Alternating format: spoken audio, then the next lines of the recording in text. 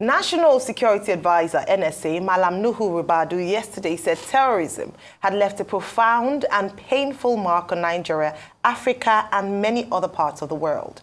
Ribadu called for global collaboration with Nigeria in the battle to end insecurity in the country.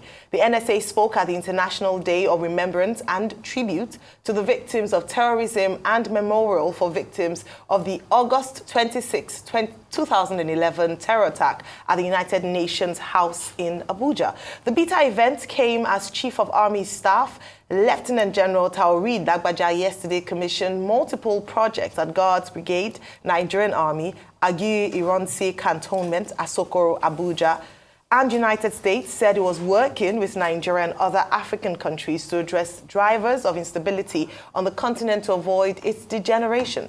Ribadu, who was represented at the memorial by National Coordinator of National Counter-Terrorism Center, Major General Adamulaka, said no country could fight terrorism alone. He said the fight required a concerted global effort. Rotus, a concerted global effort required. I don't think you can disagree with him there, but your take on this story. Right, so look, Ayo, I said this several times, so have you and Dr. Abati. In order to fight terrorism, you need intelligence. Yeah, we get all what's been going on. They keep commemorating this, commemorating that. You also need money. Taylor Swift's concert, I think it was in Vienna, was called off because intelligence had found out that there was going to be a terrorist attack before her show. Before Russia had that terrible terrorist attack at the concert center where gunmen went and shot the place up, the US intelligence told them it was going to happen before it did. They ignored it, and then it happened. Intelligence, intelligence, intelligence. That is what we need to invest in. And we should be able to, I'm going to bring up removing money from fuel subsidies, 6.8 trillion. You can invest that in your security apparatus and improve your intelligence. That is what we need to do, because if we don't improve on our security, it will deter investment. We had our gentleman from the travel agency yesterday that was talking about traveling to South Africa. Off air, Rufai was talking about why do we do this in Nigeria? And you mentioned insecurity, right? So these are the things that impact the economy. We have to invest in intelligence to thwart these attacks. So if we don't, these things are still going to continue. Investment in security, in technology as well. Rufai, your take on the story. I mean, so it's a multi-pronged approach. Intelligence is just one of them. And I don't think the problem is that we don't have intelligence. We do have intelligence, but how do we act on it? You are in a country where most of the security architectures do not shake hands properly. When there's an intelligence that comes through, what is done, how is the intelligence processed? There are many layers that disperses the intelligence off because of all sorts of interests. That's number one. So we have very good guys on the ground. And here I'd like to pay tribute to the soldiers that lost their lives in the fight against terrorists recently. Very sad one. I mean, their memories never be forgotten. But when you get intelligence, then how do you then go ahead? You'll be surprised to know that most of the receptionists you see in hotels are DSS officials. And they're getting details here and there. So you have people working around everywhere. And the officials gathering intelligence and all of that. So, in fact, some of them even work in companies. But the truth is, how do we now cascade intelligence? Secondly, you need heavy military spending. To be able to secure our African borders, the military cost is put at over 1 to 2 billion. And I'm using that prorating the cost France spent on Operation Barkhane every year. Our standing troops, how do you equip them? What kind of weaponry do they have? Because warfare has gone technological today. Look at Ukraine. Ukraine is not getting into Russia with bayonets and horses. Using drones. They're using drones. Yeah. They're using Bayraktar, smaller drones that have been made by Turkey. And that's how they're getting their targets. They're using surveillance cameras, they're infiltrating network ecosystems and things like that. So you also need to add to that technology. And concerning that technology should be built locally. I believe there are young people in Nigeria that can build better technologies than the Israelis are building. I believe in the Nigerian youth and the software system. How can we harness them? Yes, DICON is doing some good work. Again, to the military intelligence, kudos to them, and the armament factories at the DICON. People like Proforce are doing a good work, but we also need to get a lot of young people in defense hackathons and get them in. Thirdly, improving our image abroad. That's another one. Because if you don't improve your image abroad, then how are you able to be able to show that Nigeria has an authority to stamp? Then most importantly, the greatest form of security and end to banditry is economic security. You cannot have folks that are very poor and hungry out in the north and other parts of this country and expect things to work. The economy is in quagmire. People hardly have food to eat. There was a research done in the 80s after we had the Metisani riots that if the hopelessness of the hunger is not addressed in the north, it's going to cascade into something bigger. That was in the 80s, close to 40 years ago. What was done after the Metisani riots? I mean, I keep quoting that report. The shutdown on the textile factories, I've not been able to get a very empirical proof, but I can hazard a guess that the shutdown of the textile factories also led to the increase in insecurity. So how are we going to get the textile factories back in the north? You had the likes of NASCO employing thousands of people in the north back in the days.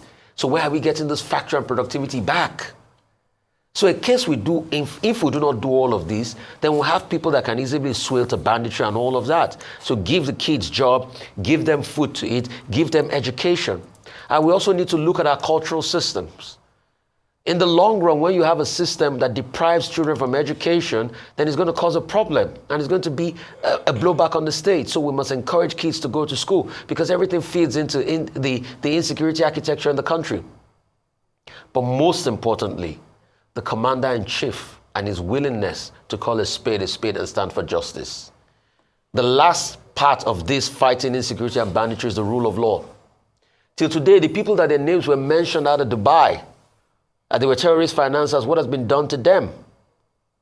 So it's as if there's a law for some and others can violate the law. You live in a country where people like Yahya Bello is being forced to go to the court and other people are easily arrested. Do you think people will take the country seriously? So for the fact that some people are say higher than the law, then it breeds an air of insecurity. You live in a country where people came on television threatening other people and the police are defending them. But you forget in a hurry that if other people did that same thing in this country, they'll be in jail in the next minute. The Igbo man that said all sorts of incendiary words was taken to jail the next minute. The man that said the Kelechi or Nkechi, I forgot the name now, Chukudi, was left to go just like that. That was joking. For good measure, he's even written a book. Yesterday, I'd like to read his book. Interesting. All right, so just to emphasize some points, because you've mentioned, I was going to address the non-kinetic efforts towards tackling terrorism, because you've spoken about the fact that we must invest in technology, we must invest and increase the budgets of the military and security operatives. And also, in saying that, also that money should go to the welfare of our servicemen, because we talk about this a lot of times. And so one of the greatest honors you can do to soldiers or the fallen heroes is to ensure that those who are left behind are well taken care of, and that their family members who also are left behind are taken care of. I believe that's one of the greatest honors. It's not just for us to have speeches and come on a day like this and extol their virtues, but to ensure that we put our money where our mouth is. So where we're extolling their virtues, we also ensure that they are well funded and well looked after. I have to emphasize that. So those soldiers who have fallen, especially on the 26th of August, who had passed away as a result of the terrorist attack on the United Nations building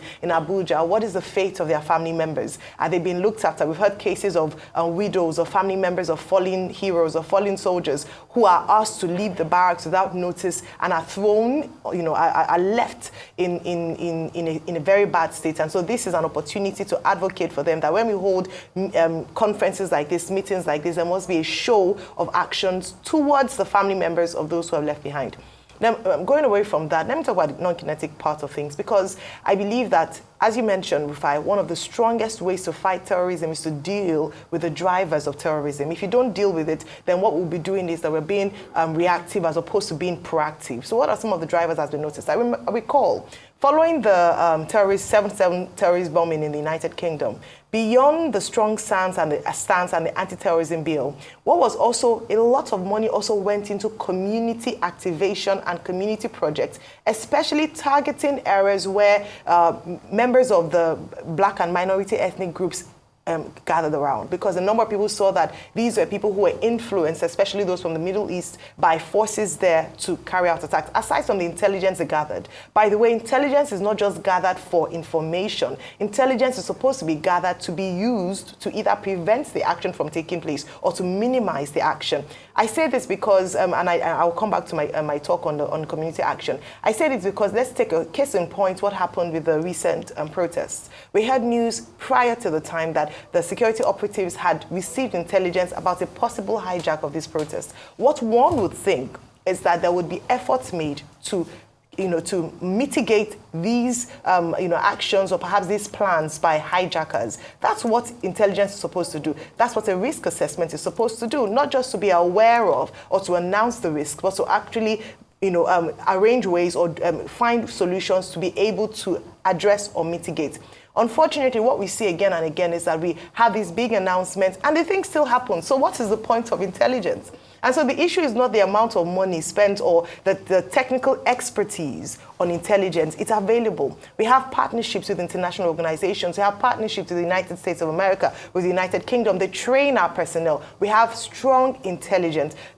What then happens is what we do with intelligence. So moving back to my conversation on investment in community-led action, they said to do projects, catch them young. The people who could potentially be enticed into terrorism were paid attention to. They invested a lot of money. I know this because I worked in that sector, and they put a lot of money into community-led activity to keep the young people occupied and away from a life of crime or enticement into crime. We have to look into that. And we can see what happened during the protest to give us a marker as some of the areas that we should flag as red flag areas. The North has been in conversation in recent times, and it's something that we can no longer bury our heads in the sand over. And that is talking about the fact that we have to invest in infrastructure in the North. If we don't invest in infrastructure, ensure that they go back to school, ensure that we're able to tackle poverty in these vulnerable areas, we expose them to being enticed by radicals who want to radicalize them into a life of crime and terrorism. So we must look at that. Look at the agriculture. So it's a circle. They're not able to go into their farms as a result of banditry, but who are the bandits themselves? And then when we have state governors who are shielding and protecting and giving amnesty programs that don't seem to do the work, instead almost seems like they're shielding a life of criminality, we're not going to get anywhere. So the president has shown, and he did make a statement yesterday, has demonstrated a commitment to tackling terrorism. And he made a good point that Nigeria alone cannot handle this. It takes global effort. And I believe that with regards to that, countries must come together first from an African-led approach and then collaborating with the international world. But I hope that this will not just be a talk shop, but they will take this further to strategizing and finding out ways to handle the situation, particularly in the North and areas where there are vulnerable youths or vulnerable population who are susceptible to being enticed into a life of crime and criminality.